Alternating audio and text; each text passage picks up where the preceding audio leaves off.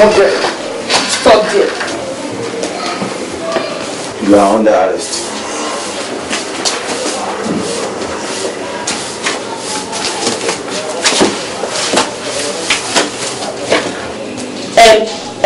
Ajibola, you're under arrest.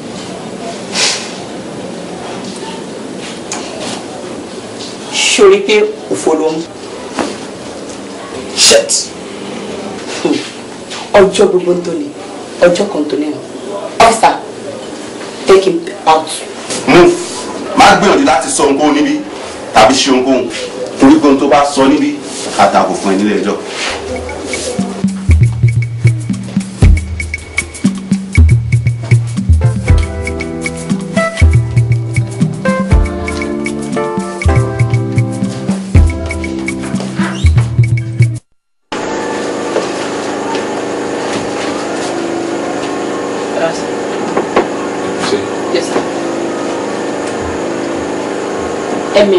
Ajibola sọ pé òun ní ọ̀rọ̀ kan tó fẹ́ sọ. Ṣé bẹ́ẹ̀ ṣe fún ní wàhálà tó kò jẹ́wọ́ náà? Àtọ̀. Kí wàá ló fẹ́ bá wa sọ? You can go ahead. Bí wọ́n jà ti jẹ́wọ́ ni.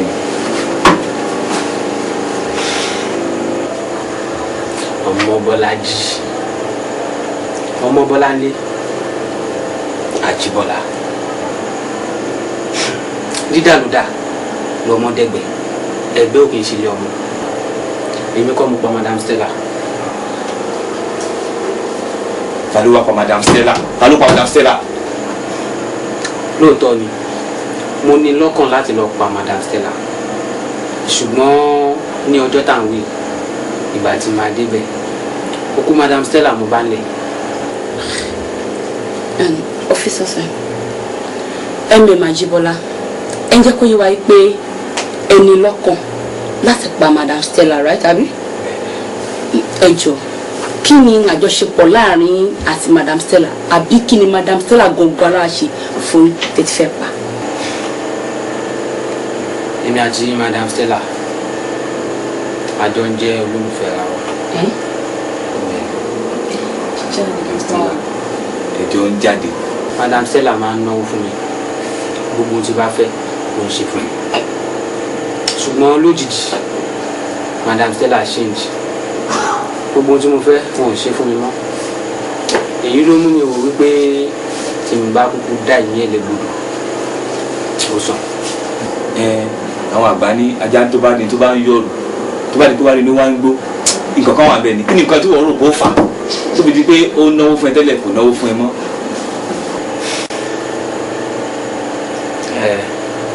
Nǹkan tó fà ní wípé Madam Stella mọ̀ wípé èmi àti Margaret housemaid àjọ ń fẹ́ra wa. Margaret. Anyway ẹ jẹ́ ká fi bẹ̀rẹ̀ lẹ̀ ta ló pa driver Madam Stella? Èmi mo pa.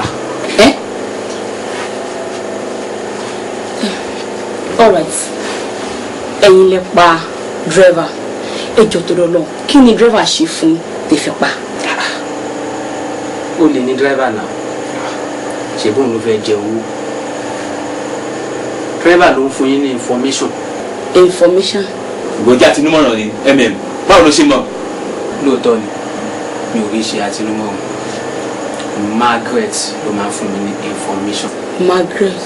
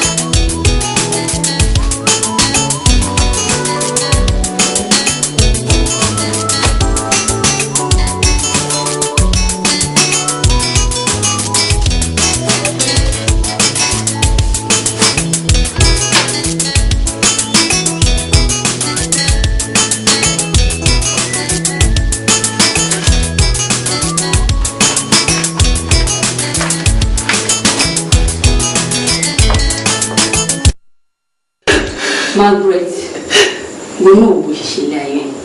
A ní kò jẹ́wọ́ fún mi ṣàmọ̀ gbogbo ìlú. Ta ló pa Madam Stella? Èmi kọ́. Mi ò gbọ́. Ìwọ kọ́ ni kí ni? Ta ló pa Madam Stella? Èmi kọ́. Àyẹ̀wò ní jẹ́wọ́ sẹ́yìn ká jí pẹ̀lú ẹsẹ̀. Ẹni má ju pèlè. Tó bá jẹ́wọ́ àmọ́ fi èrè wà á lọ. Ta ló pa Madam Stella? Èmi kọ́. Ó tó parọ́. Ṣé ti jẹ́wọ́? Ó sábà. Margaret. Ta ló pa Madam Stella? Èmi kọ́. Margaret, mo like ẹ gan. Mi ì dẹ̀fẹ̀ ṣe nǹkan tí mo máa ń ṣe fáwọn ọ̀daràn bíi tiẹ̀. Torí ẹ̀ mo ṣe ní kí àwọn ọ́fíìsà yìí kan interrogate ẹ. Margaret, tí n bá ń ṣe interrogation mo nínú fùfù èèyàn máa ń ṣèṣì kú mọ́ mi lọ́wọ́ máa ń pààyàn. Ṣé ìwà sí fún mi sẹ́yìn tó pa Madam Stella?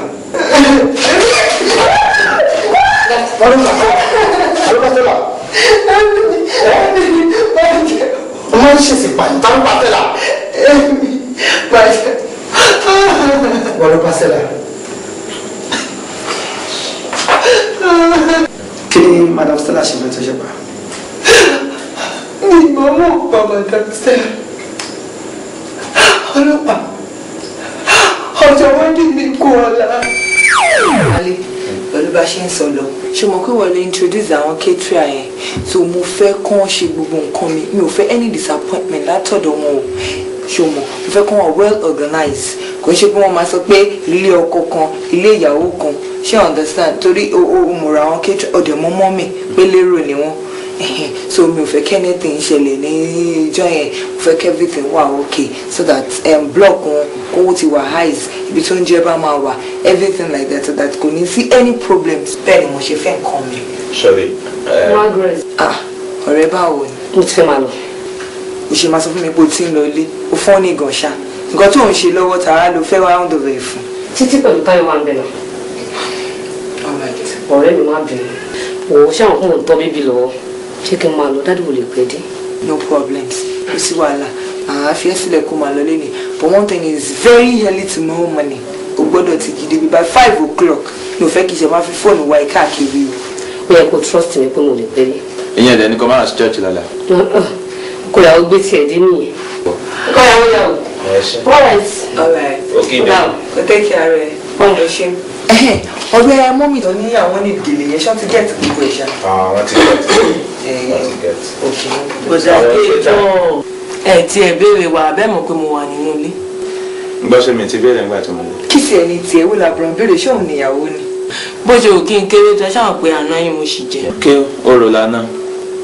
lọ́la yẹn mo fẹ́ sọ̀rọ̀ nípa ọ̀la yẹn ọ̀la yẹn mo fẹ́ kí nǹkan tẹ́ máa fún èmi kó wá special ẹ má dàpọ̀ mọ́ táwọn olóbìnrin ilé iṣẹ́ mọ́ ohun tí mo ní kí n dọ́gbọ́n sábẹ́ sọ fún yín nìyẹn second mo dẹ̀ ti fẹ́ máa gbà lọ láti sin gan lọ mo ní ìdẹ̀ báyìí.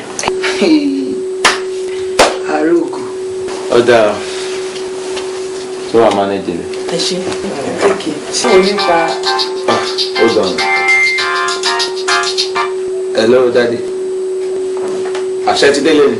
mi ò tí ì délé àlọ́pàá tí mò ń gbé bọ̀ ní breakdown lójú ọ̀nà ọlọ́run ló ti ẹ̀yọ́ mi pé mo ti wọ̀ ọ̀rẹ́ mo ti bẹ́ẹ̀ délé yìí.